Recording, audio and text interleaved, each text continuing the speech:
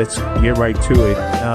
The epistle of the Corinthians here, the Apostle Paul here is writing to the church of the Corinthians, that he's addressing here matters concerning relationships, marriage, and sexual purity, and other topics that we'll get to. So let's read verse 1 and 2 to begin with.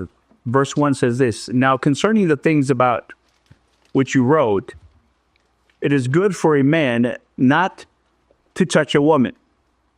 That phrase, touch a woman, means not to have sex with a woman. That's what that means. Verse 2, "But because of immoralities, each man is to have his own wife, and each woman is to have her own husband." Now, in these first two verses, the Apostle Paul begins by addressing the issue of celibacy in marriage. Both are addressed here. Paul acknowledges that it is good for a man not to touch a woman, he says, meaning it is good for a man not to have sex with a woman.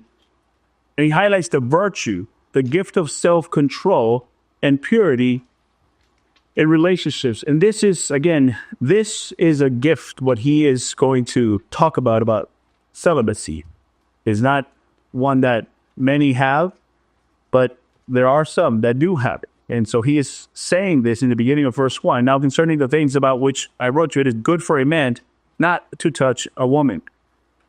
Now, however, he explains as well to avoid sexual immorality, each man should just have his own life, because the only place where sex is approved by God is in marriage. Nowhere else. Nowhere else. And he says, each man, each woman, have your husband, have your wife. And so the Apostle Paul is emphasizing the importance of marriage, the relationship of marriage. It is legitimate. It is honorable in the eyes of God. And it fulfills a physical need, an emotional need. And the boundaries of those needs are set by God. The physical needs and the emotional needs, and it is found fully in marriage. And so Paul's going to expound on that, and as we go to the next few verses. So here he's underscoring really the biblical view of marriage. Sex is only approved by God in the marriage covenant. Period. Nowhere else. There's an importance to sexual purity. And sexual purity is only confined to the covenant of marriage. Nowhere else. Nowhere else. Not in being engaged, not with, living together, not with having a boyfriend or a girlfriend, none of those things. It is only approved and blessed by God in marriage. That is God's design for human relationships. Look at verse 3 to 6. Chapter 7. "The husband must fulfill his duty to his wife," he says, "and likewise also the wife to her husband. The wife does not have authority over her own body, but the husband does. And likewise also the husband does not have authority over his own body, but the wife does." Verse 5. "Stop depriving one another, except by agreement for a time, so that you may devote yourself to prayer and come together again, so that Satan will not tempt you because of your lack of self-control." Verse 6, "But this I say by way of concession, not of command." Now he continues on this issue of marriage and relationships, and he focuses on the responsibility and the privileges that come in a sacred union, in this sacred union of marriage. So these verse 3 to 6, there's a mutual obligation, he says. The husband has an obligation to his wife, and the wife has an obligation to her husband. It is not good, he says, to deny one another in the covenant of marriage. And he exhorts the couple, the married couple, to fulfill their duties, to fulfill what marriage covenant is to one another. In love, obviously, and in respect. Sex is not to be abused. Sex is not just to reproduce as well. It is obviously part of that, but it's also to satisfy the husband or the wife in the marriage covenant. That's a God-given gift, right? And so this mutual care that they both have, it's to be paid attention to, because he says, if you don't, then Satan comes and tempts you, right? And that's where many marriages go awry, get in trouble, right? Because there's not an understanding, there's not a communication, there's not a time that's set. And he says, if there is a time that you're not going to be together, you must talk about this. Let each other know. And for the purpose of what? For the purpose of prayer, spending time with the Lord, serving God in a way, in a ministry or something for a time, but come back together. Because if not, what the enemy does is he tempts you, and then you get in big time trouble. I will say this, I'll add to that, there are many ministers, pastors, whatever, mostly, men that are traveling out there without their wives, and this is how they get in trouble. It's as simple as that. Any pastor that travels to do ministry should never go alone. Never. Because the enemy, that's what he wants, to get you in a vulnerable situation. And the instructions are clear, right? The instructions are clear here. Do not be apart from each other than having an understanding and then coming back together for a period of time. So the Apostle Paul is highlighting the importance of not depriving one another of this intimacy, a mutual agreement for a limited time, he says. Now, there is significance to this physical intimacy in marriage. And it is a time for expressing love, expressing emotions to one another, and it means much more than what society has made sex out to be today, right? Just something that everybody does, right? Just pick and choose and whatever you want to do and just move on to the next person. That's the worldview on sex. And it's been distorted, and it is diabolical because it destroys lives. It destroys lives before they even get to a point that they can have a real relationship with someone. And now you're bringing baggage into that relationship. And again, there's clear instructions of where God blesses marriage and the responsibilities behind the covenant of marriage. Now, the Apostle Paul encourages spouses to always come together, obviously to prevent temptation. Look at verse 7 to 9 now. 1 Corinthians 7 to 9.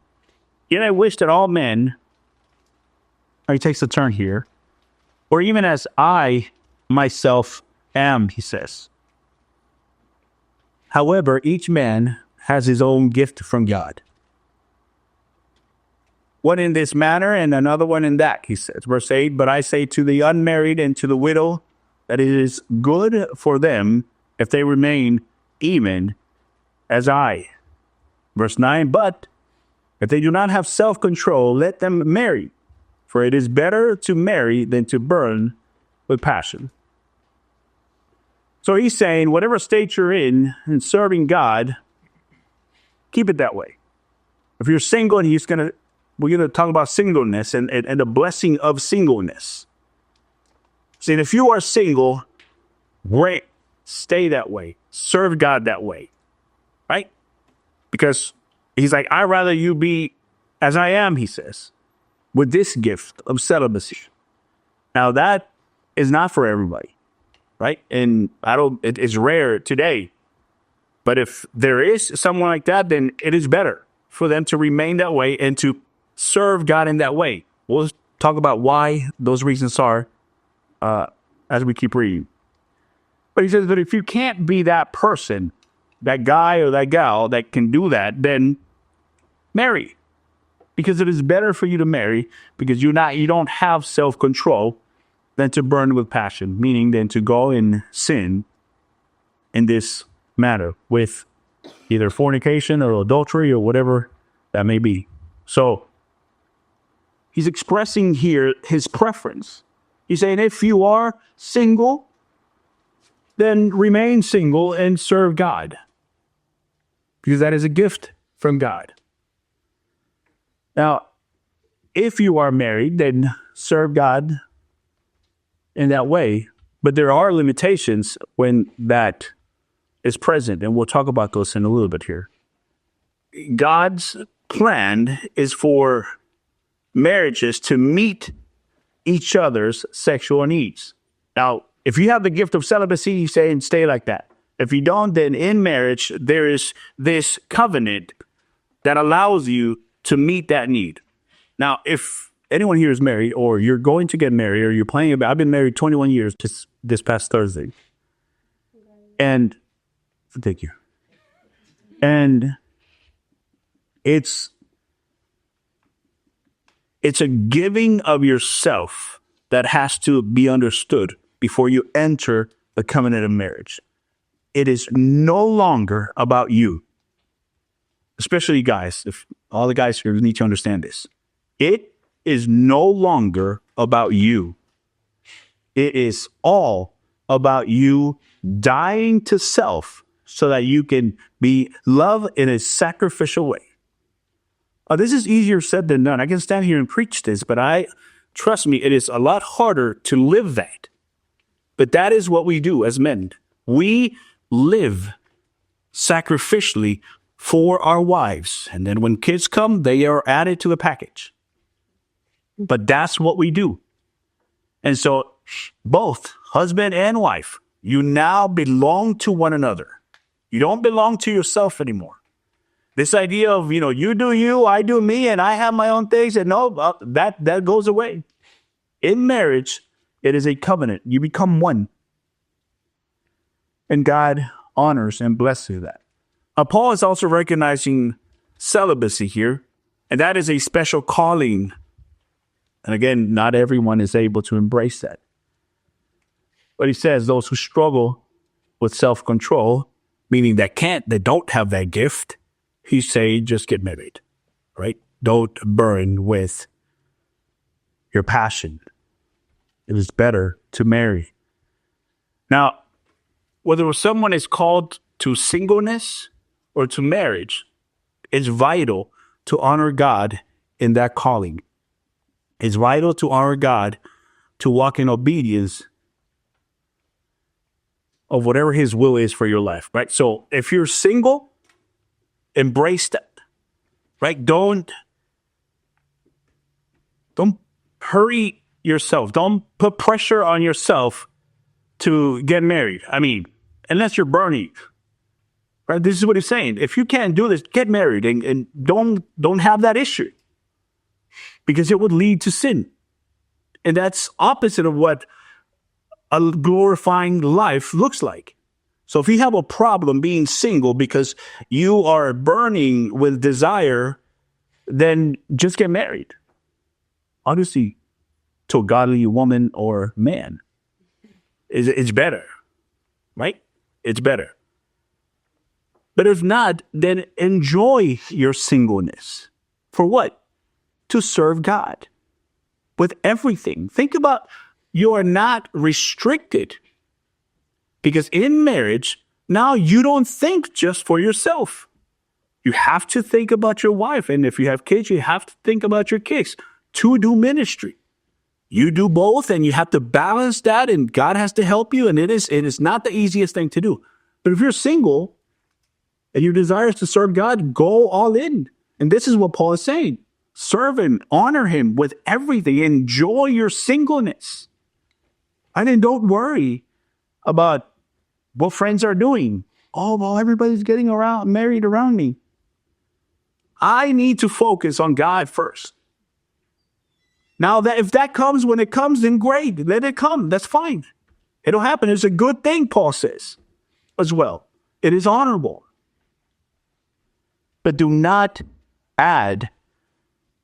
rush into anything. Whether you're married or single, he says, you should live to honor God. That's the goal, right?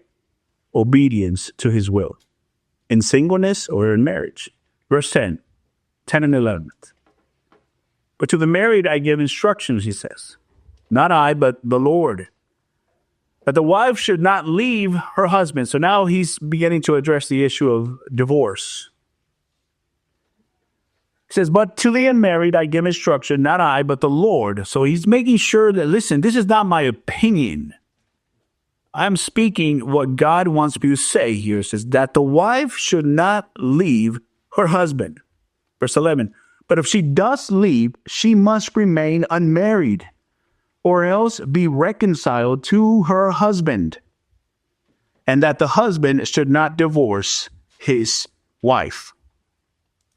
So here, this is what he's saying. He's speaking about two Christian couple, a man and a woman that are Christians, right?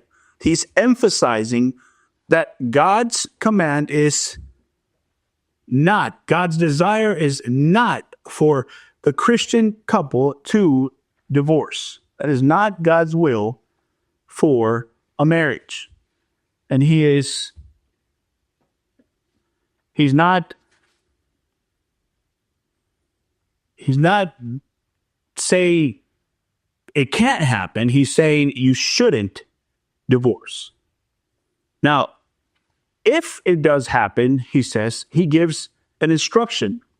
There should be reconciliation, or reconciliation should be sought out as much as possible. So if a husband and a wife are separated and they're both Christians, they both should seek reconciliation, right? That is what God intends, to restore marriages, not to break up marriages, right? That is God's will, to restore a marriage. The sanctity of marriage, of the covenant that was done. When someone gets married, part of the vows is, till death do you part. Till death do you part. And that's not a joke. That's not to be taken lightly. And I know today, sadly, is not taken seriously enough. You know, and when I'm doing weddings, there's a portion there where I remind the couple that not only you are making this covenant in front of friends and witnesses, but you're making a covenant with God. And this covenant is till death do you part. This is not until, I don't like how she's cooking now. I don't like how she's reacting to me. I don't like how she's doing this or that to me. Or I don't like how he's treating me now. He used to be nicer and now he's mean to me. That's not a reason to leave and divorce. What Paul is saying is seek restoration. Work at fixing the problem. It's easy. Anybody can leave. That's what everybody does.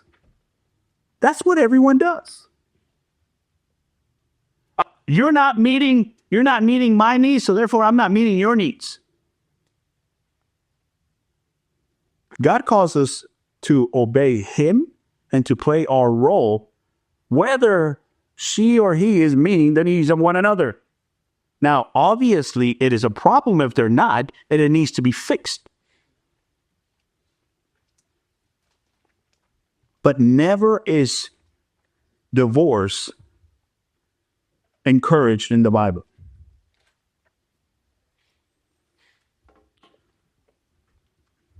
I believe it's chapter 2, verse 16 of, I forgot it from the Old Testament, the book. But I have the chapter and the verse for some reason in my mind. It says, God hates divorce. God hates divorce. Somebody can look it up. It's in the Old Testament. Chapter 2, verse 16, it should be that. Now, Paul is encouraging believers to honor God by seeking reconciliation rather than moving forward with divorce in a marriage. I want you to see, what is it? Thank you. Malachi 2:16. I had the chapter and verse right. I forgot the book. God hates divorce. Matthew 19, verse 9, Jesus says this. And I say to you, this is Jesus' words, whoever divorces his wife, except for immorality, and marries another woman, commits adultery. Now, Jesus is speaking this to his disciples, and when they understood what Jesus was saying, when they understood how binding a marriage covenant was, how it can't be broken in the sight of God for just any reason, I want you to see how they responded. Look at verse 10. So Jesus says this in verse 9. Now look at verse 10, Matthew 19:10. The disciples said to him, if the relationship of a man with his wife is like this, it is better not to marry. They're like, this is too hard. It's too difficult. They understood Jesus perfectly. And I think so should many people today, or more people today, before they enter into a marriage covenant. You need to know what you're getting into. This is not a game. This is not something that is fun. Or this is not something I've been planning since I was 7 years old. No.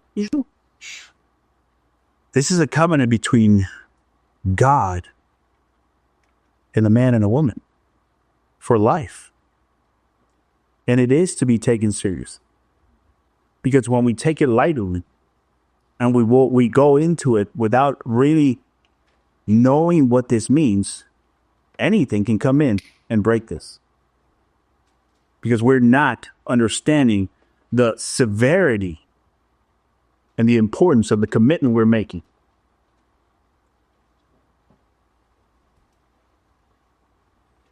Because there's sadly people that say, well, God told me I shouldn't be married to this person. I should be married to another person. God brought someone better to me now. That is not God. I don't care how bad that other guy is or that other gal is. That's not God. I don't care what. It's probably the dinner they had last night, but not God. There's no way we see that in Scripture anywhere.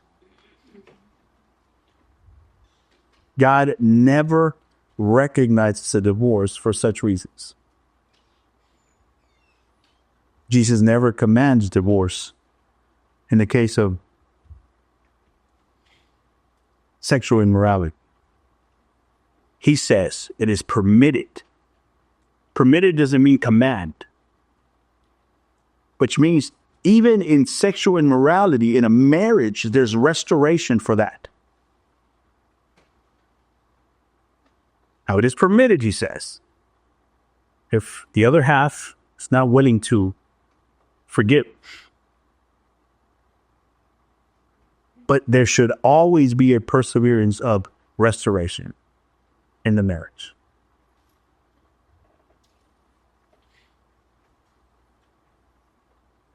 Now, the reason Jesus says it is permitted, he says it because of the hardness of our heart.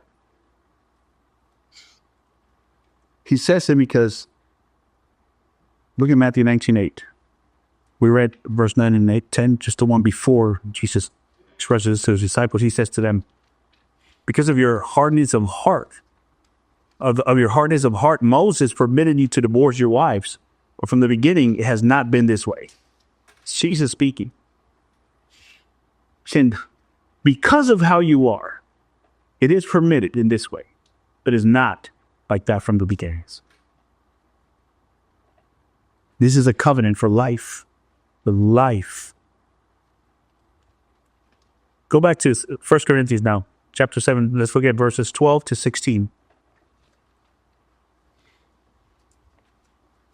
He continues and he says, but to the rest I say, not the Lord, that if any brother has a wife who is an unbeliever and she consents to live with him, he must not divorce her. And a woman who has an unbelieving husband and he consents to live with her, she must not send her husband away. For the unbelieving husband is sanctified through his wife, and the unbelieving wife is sanctified through her believing husband. For otherwise your children are unclean, but now they are holy. Now, referring to verse 14, not only does the presence of a believing spouse do good for the unbelieving spouse, so he's addressing one of them is a believer, the other one is not. That's what he's addressing. He says it's good for the children that one is a believer. Because now he says they are sanctified or they are holy. And this is the amazing beauty of the grace of God and the assurance that children, innocent children, and we'll get to that, of Christian parents are saved, at least until they come to an age of personal accountability, where they can make a decision for Christ, where they have all their senses they understand the difference between good and evil, which that may be different in every child. A 12-year-old can be completely innocent, and then you have a 7-year-old that he knows too much, right? It happens, right? And that is only God knows that. We don't know that. Now, still, though, there is no assurance or similar assurance for the children of parents who are not Christians, obviously. We don't know that yet. We don't know that, actually, because it doesn't address that. The Apostle Paul says that otherwise those children are unclean, he says. Given the sense that apart from the presence of a Christian parent, the children are not regarded as holy like the other one, that one parent or a dad or a mom are Christian. Those children are holy, he says. Rather, when they're not Christian, he says they are unclean until they come to an age of understanding, and they hear the gospel, and they are drawn by the Spirit of God. Verse 15. Yet if the unbelieving one leaves, let him leave. So again, he's addressing a couple that has a believer and a non-believer. And he's saying, if a non-believer leaves the believer, he's saying, let them leave. The brother or the sister is not under bondage in such cases, but God has called us to peace. Verse 16, for how do you know, O wife, whether you will save your husband? Or how do you know, O husband, whether you will save your wife? Now, he's instructing that if a believer is married to an unbeliever, and the unbeliever is willing to live with the believer, then that believer should not seek divorce. So the unbeliever, if the unbeliever is willing to stay with the Christian spouse, then that Christian spouse should not divorce that unbeliever. But if the unbeliever wants to leave, he say, let him leave, or let her leave. Now the question can be asked, why should a Christian then try to keep their marriage to a non-Christian together? Why? He or she is not a believer. Well, he tells us, because God can be glorified in such a marriage as well. He may do a work in that unbelieving heart through the believing spouse.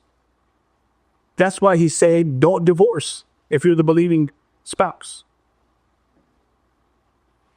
Now, if you married as a Christian a person that is not a Christian, you just made things harder for yourself.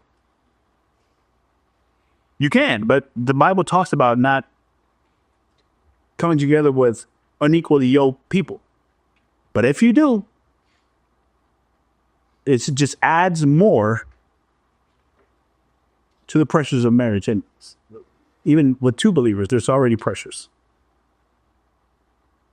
And so he's saying, if you're the believer and they want to stay with you, the unbeliever, then he's saying, don't divorce them. Don't divorce them. Because by the grace of God, that through your life as a believer, they may come to know Christ. And God be glorified through it. But the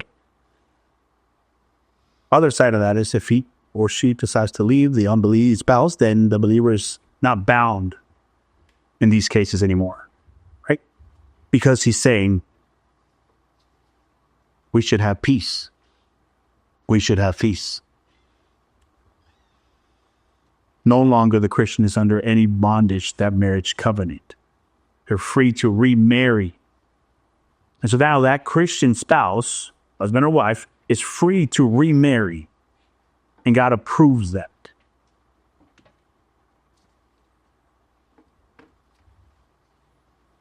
And God recognizes their divorce from the unbeliever leaving, and he approves it. And so therefore now you are free to marry again as a believer. That's what he says.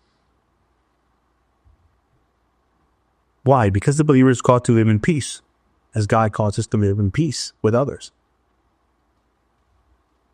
Obviously, it gets a lot harder when there's kids in the middle of things, right? Because you will always probably have to see that person no matter what as the kids are growing, unless that person just simply disappears.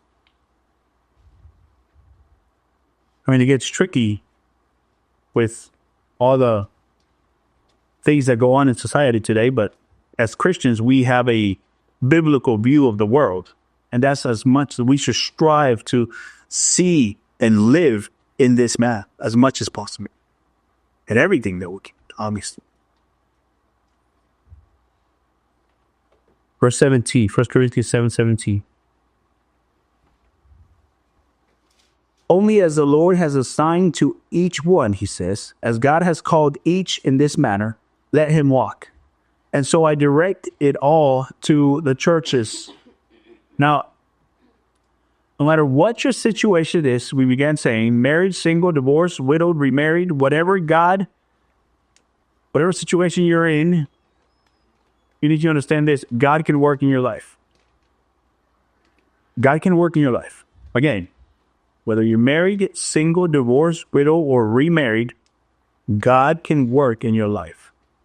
So it is not an excuse not to serve God, right? Or we just kind of go into this victim mode. There are no victims in Christ. We are no longer victims in Christ. Right? Because he has given us a victory. He defeated death. He defeated sin. We were slaves to sin. We are no longer slaves to sin. We are slaves to Christ now. So instead of thinking that to walk in the Lord, your situation has to change, serve God, whatever your situation is now. Oh, I'll serve him when I get married. Or I'll serve him, when, this relationship is done with, and I'll serve him now. Whatever your situation is, this is the time to serve. Doesn't really matter much whether you're married, single, divorced, or remarried. What matters is that you walk faithfully with Christ right now. Verse 18 to 20. 1 Corinthians 7, 18 to 20. Was any man called when he was already circumcised? He is not to become uncircumcised. Has anyone been called in an uncircumcision? He is not to be circumcised. Circumcision is nothing, he says. And uncircumcision is nothing. But what matters is the keeping of the commandments of God. Each man must remain in the condition in which he was called. So he's emphasizing, obviously here they understood circumcision and uncircumcision, which was significant in the early church, obviously. And he's saying ultimately there's no consequences. What truly matters, he says, is keeping God's commandments. He's advising the believer, remain in the calling in which you were called. Wherever your situation is, remain in that and serve God in that manner. The key is to walk in obedience. Now, in obedience to what? To God's commandments. In obedience to what? To God's will. In whatever stage of your life you're in. So single, married, divorced, or remarried, he says. It doesn't matter. it's a reminder, I think, that we should be focused not on our situation so much, but on am I living my life in a way that is obeying Him and the standard that He has set for me as a believer. Because we can get caught up in whatever situation we're going through. And that becomes the focus of our lives. Oh, I broke up with this person. Oh, I divorced this person. Oh, I'm planning this. Or I'm doing... Like, those external circumstances can dictate how we are serving God. And that should not be. And so it's a reminder to stay focused and simply live to obey God. Verse 21 to 24, you were called while a slave. Do not worry about it. If you are able to also become free, rather do that. For he who was called in the Lord while a slave is the Lord's free man.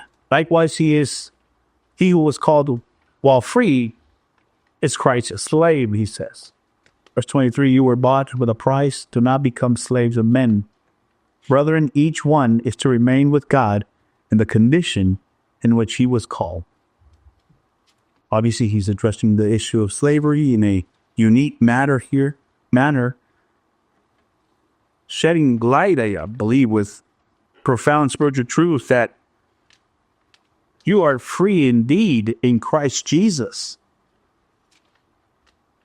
And ultimately, your status in society does not define the true freedom that Christ has given you. Right, that was obviously a big issue in those days. And here he's adding to that, don't be a slave of men. He's emphasizing rather to become servants of Christ. And let that be the thing that's more important in our lives. Regardless, again, of your earthly circumstance. External circumstances usually dictate, and it's just pretty sad, usually dictate our walk with God. Am I feeling good? Am I feeling, high in a sense that I'm good, like everything's going well? Or am I feeling low in the sense that, things are not going my way? And so that dictates how I serve and pursue God in my relationship. And that should not be. Now, we're not robots, obviously.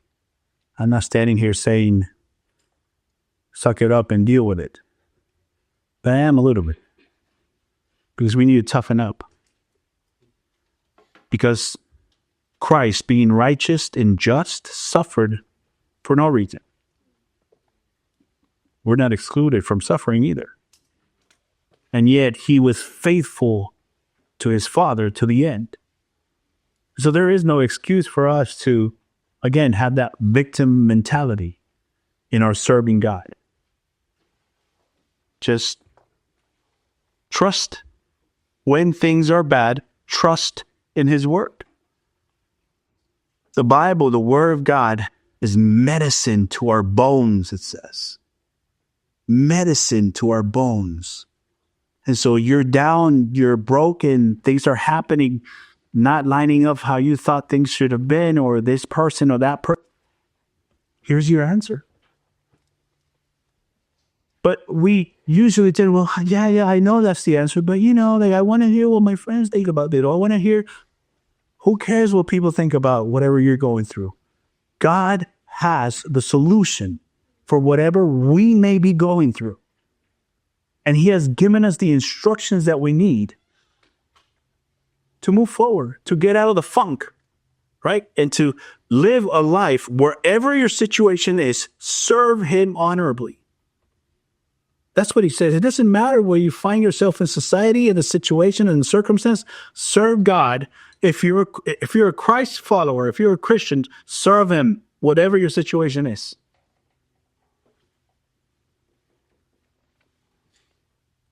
I won't serve God because, I'm going through this. I wonder if that was the attitude of the apostles. when they were getting whipped, when they were incarcerated, but they were singing praise with shackles.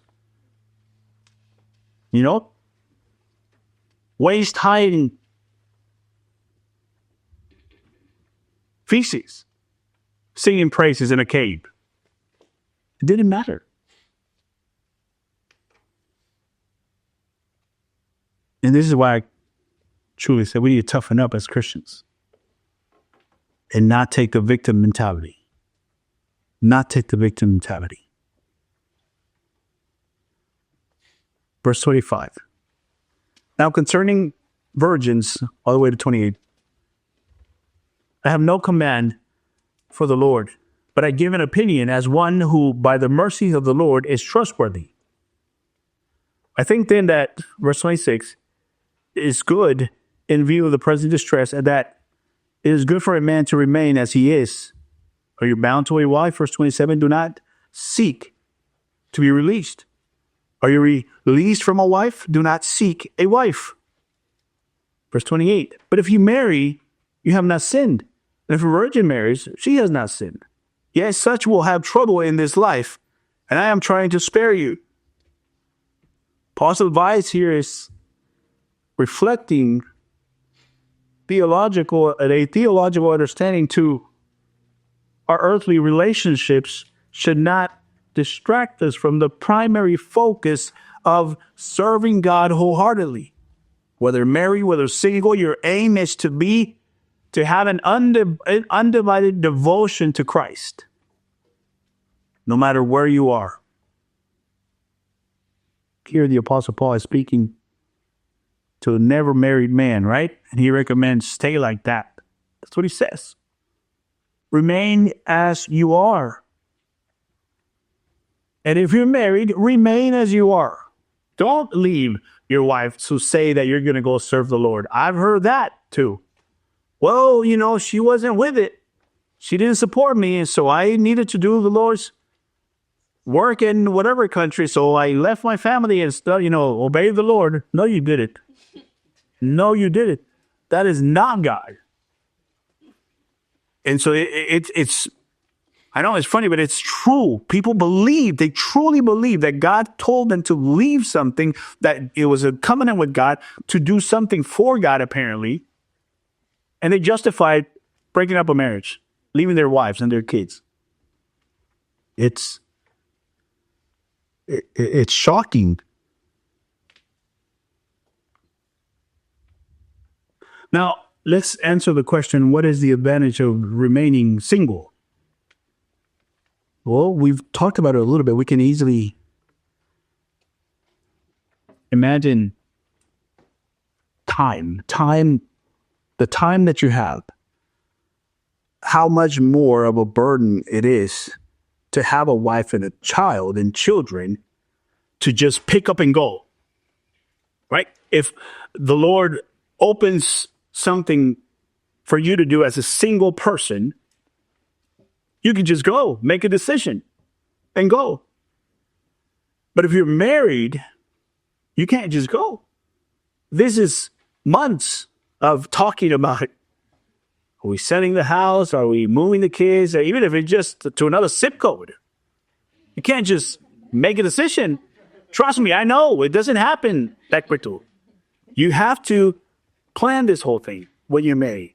But when you're single, he says, that's the benefit. Go and serve God wherever the Lord takes you. Go, do it.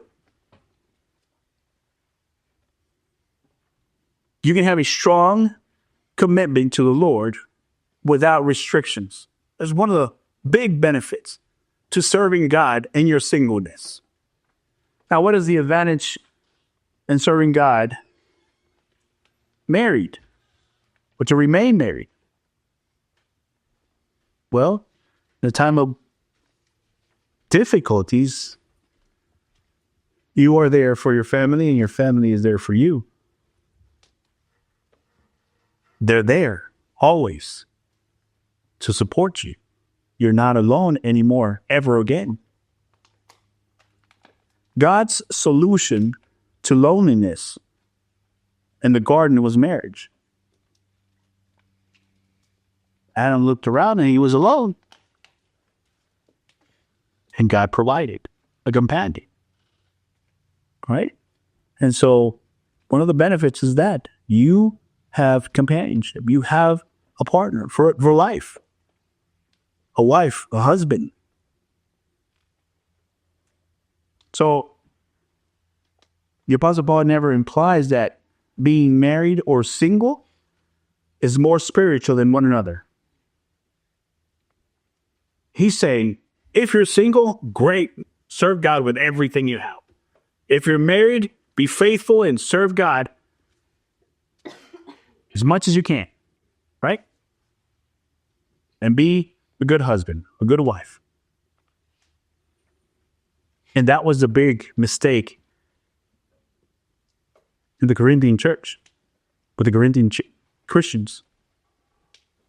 They were just used to leaving people for anything.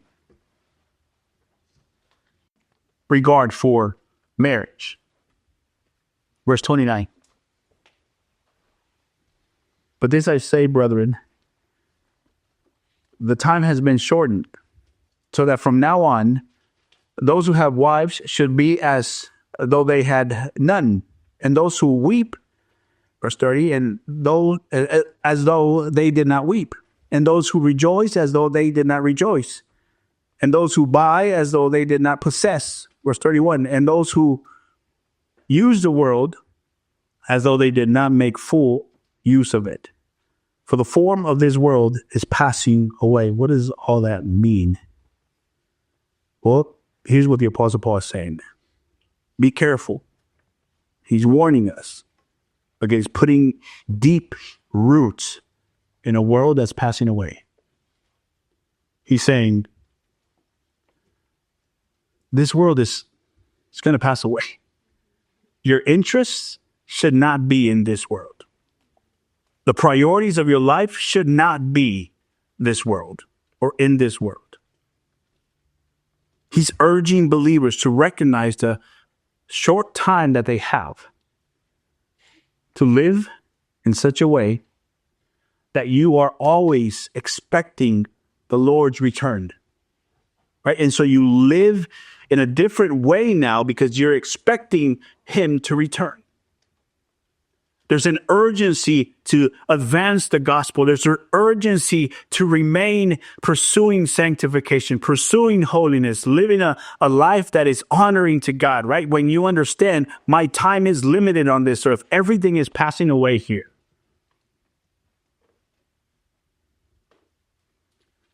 So he's exhorting us to serve as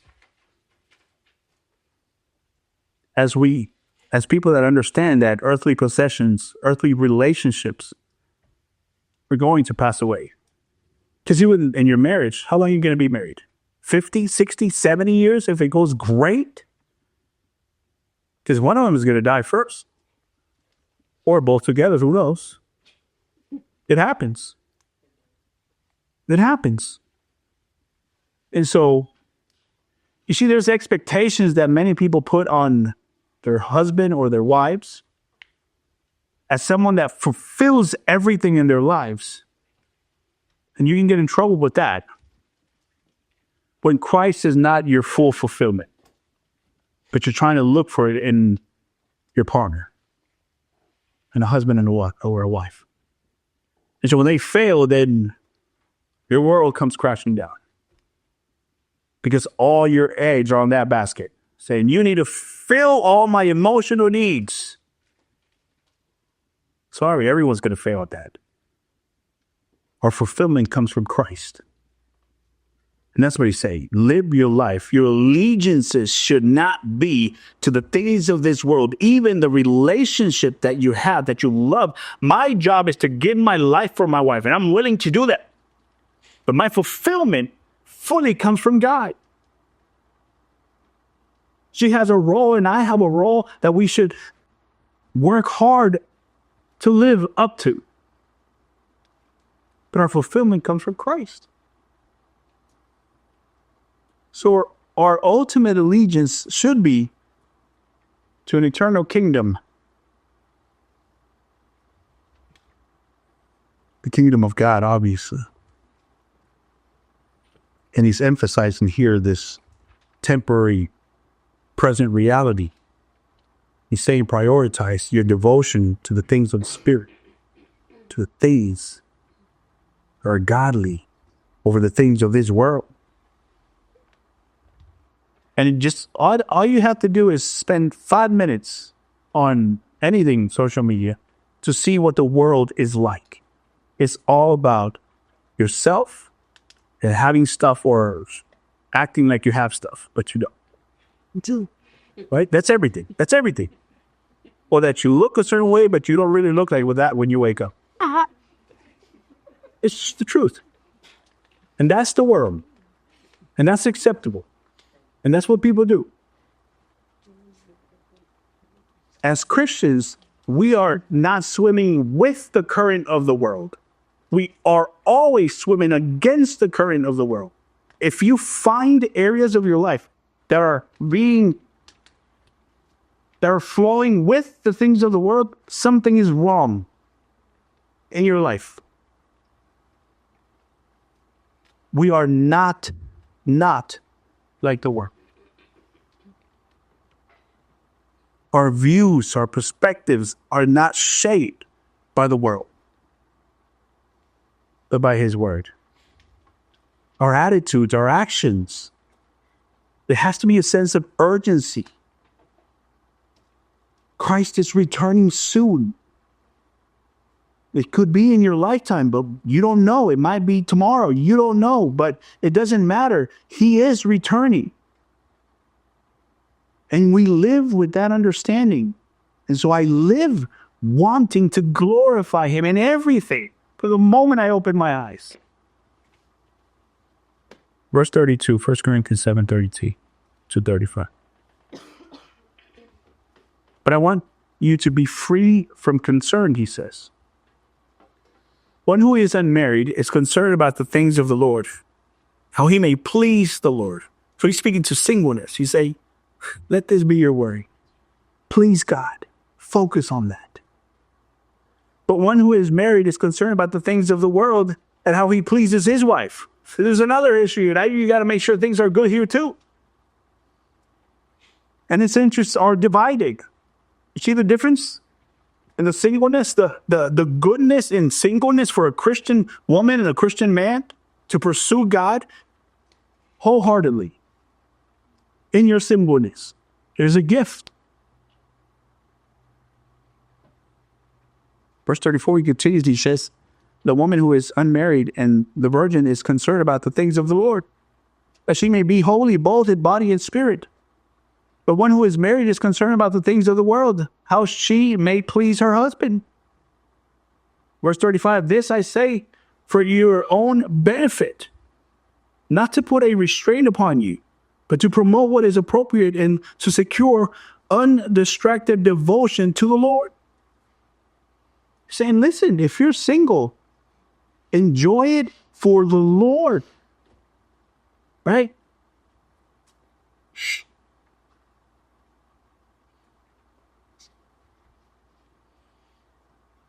I mean, he's setting clear a standard for singleness. And it means you have an opportunity to serve the Lord without any distractions. Your only worry is to love the Lord with all of your heart, mind, and soul, and strength.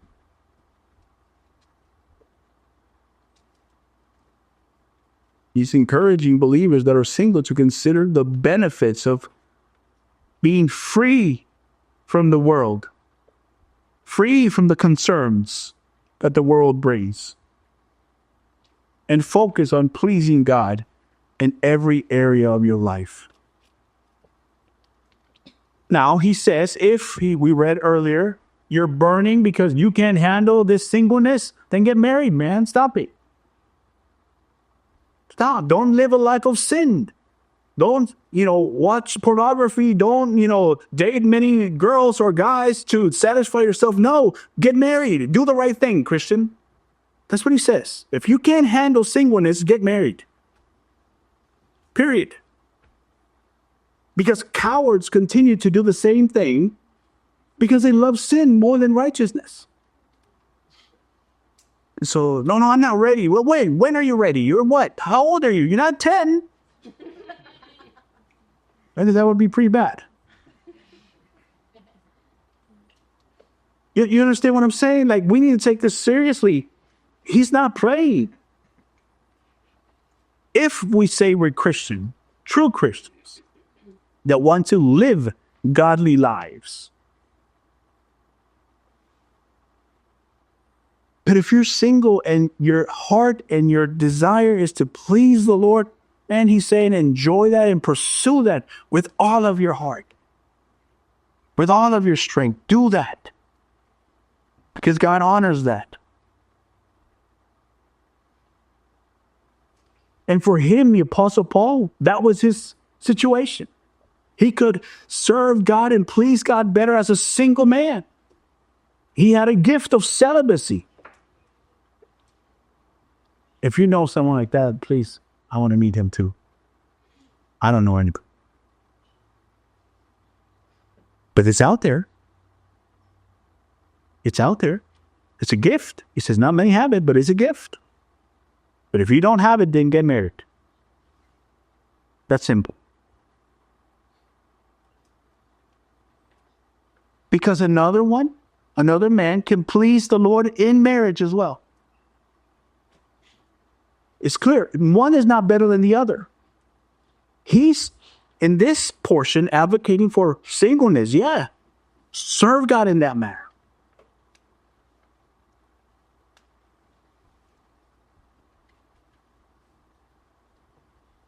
Marriage is honorable. There is a virtue in remaining single as well, he says.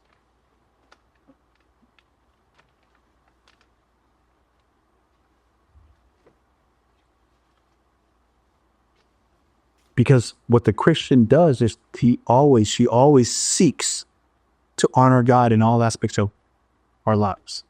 That's what we do. Why do you come on Mondays? Don't tell me it's just to see each other's faces, because that's the wrong reason. It's good to see each other, but that should not be the main focus. Right? Why do we come to church on Sunday? I mean, it's good that we see each other, but that should not be the reason. The fellowship is not the reason. Fellowship is good. But that cannot be the focus of your relationship with God. There's nothing wrong with fellowshipping, and it is a good thing. It is biblical to fellowship. But the priority of our relationship with God is to know him more, to know him better, so that we can live lives that honor him better in every aspect of our lives. That's what we're doing. Growing, understanding, dying to self, repenting, trusting in him, coming to his feet, trusting in him again, repenting again. This is the cycle. This is what we do. Asking for wisdom, asking for direction, trusting for what? For the direction of our lives. Because what? Because he deserves our best in our singleness and in marriage. Last two verses, 39 and 40. A wife is bound as long as her husband lives. But if her husband is dead, she is free to be married to whom she wishes. Only in the Lord. Underline that, only in the Lord. But in my opinion, she is happier if this is Paul again advocating singleness. Look, if she remains as she is. And I think that I also have the Spirit of God. Yeah, that's fine. You can be remarried, and you should remarried in the Lord. That means marry a Christian. That's what it means. Marry someone that's Christian.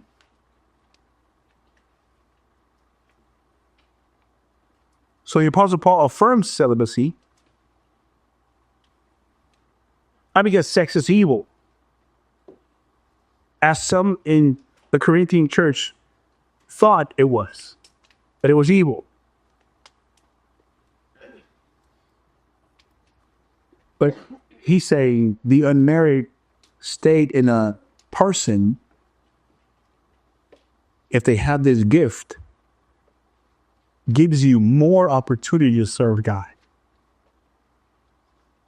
Not better, simply more, because you have more time. You make those decisions quickly. quicker. And he also is now, and he also emphasizes the sanctity of commitment of marriage. He's saying if the husband passes away, the wife is free to marry. Only in the Lord, he says. And this is important. Now, this is a lot of information. There's a lot of verses to cover, and I'm so glad that you guys are going to go over this in more detail, Keith. But I wanted to be able to just kind of give you a whole summary, an overview of this whole chapter, what you're going to get into for the next few weeks. But in the end, what you and I need to understand is that wherever we are in our singleness or in married life, there we serve God. There we honor God with our lives. There we pursue Him. So if you're single, enjoy it for the glory of God, not for your own satisfaction, for the glory of God. If you're married, pursue Him for His glory. It adds to everything because you have to keep a balance too with your family too. But you can serve God in that manner too, and it glorifies God as well. So I would encourage you, wherever you are, I would ask you to pray about the decisions that are coming in some of your lives. Whether you're single or thinking about getting married or marriage, pray. Say, wherever I am, Lord, help me. Help me understand these things better. Help me see them with clarity. Help me have conviction over them, clarity over them, so that I can, wherever I am, that I can honor you and glorify you in my life. The decisions that I make, how I serve you. Give me self-control. For the time that you're single, Lord, give me self-control. And I would say to those who are planning to get married, don't be afraid of marriage. Be afraid if God is not in it. But if God's with you, then you're going to be all right. There's going to be difficulties, don't get me wrong. So I would be a liar if I tell you that everything's going to be smooth sailing. No, there'll be difficult times. But if God's with you, anything's possible.